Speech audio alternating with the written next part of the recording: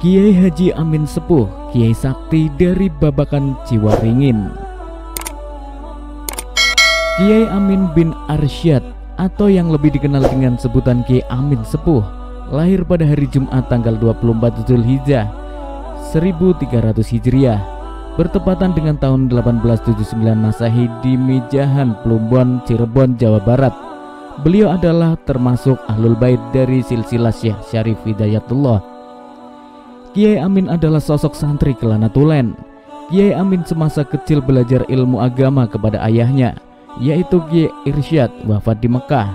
Kemudian setelah dirasa cukup menguasai dasar-dasar ilmu agama dan ilmu kanuragan dari sang ayah, beliau dipindahkan ke pesantren Sukasari, Pleret, Cirebon di bawah asuhan Kiai Nasuha. Setelah itu beliau pindah ke sebuah pesantren di daerah Jatisari di bawah bimbingan Kiai Hasan, dan beliau pun terus berkelana ke berbagai tempat untuk menuntut ilmu dari para ulama yang mumpuni.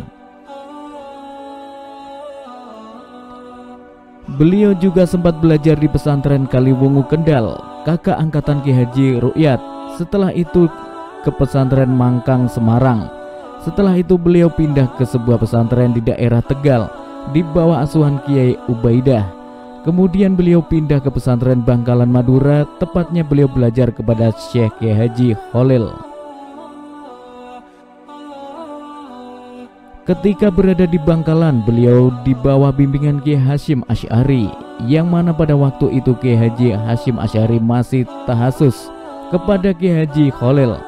Kemudian setelah kepulangan Kiai Haji Hasyim Asy'ari ke pesantren Tebu Ireng Jombang, Kiai Haji Amin Sepuh pun bertahasus kepada beliau.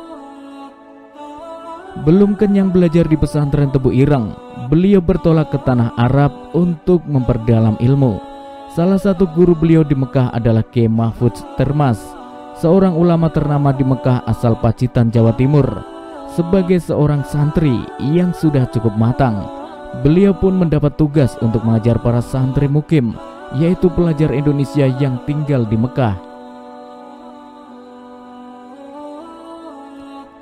Diceritakan dalam sebuah majelis bahwasannya almarhum Kiai Haji Abdul Mujib Ridwan, putra Kiai Haji Ridwan Abdullah pencipta lambang NU, mengajukan sebuah pertanyaan.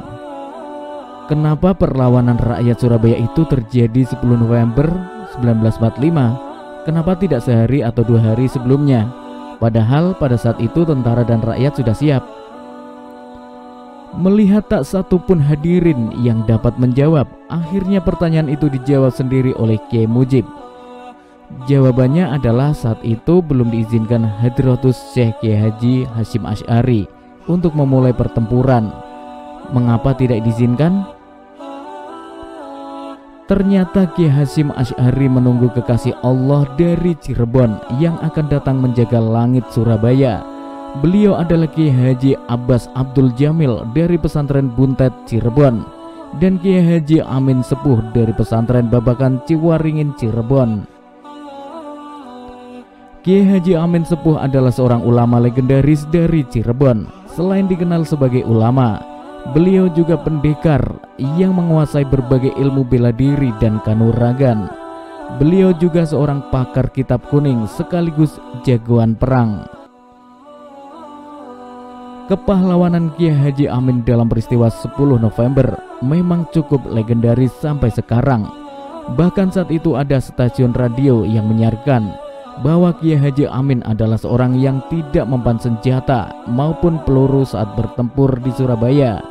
Bahkan dia juga dikabarkan tidak mati meski dilempari bom sebanyak 8 kali.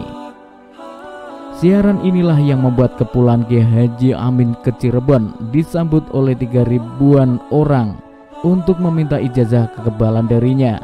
Kondisi ini tentu saja membuatnya marah, sampai-sampai beliau mengatakan bahwa beliau tidak mati karena bomnya meleset. Kenang Fatoni saat ayahnya datang dari Surabaya. Wallahu a'lam.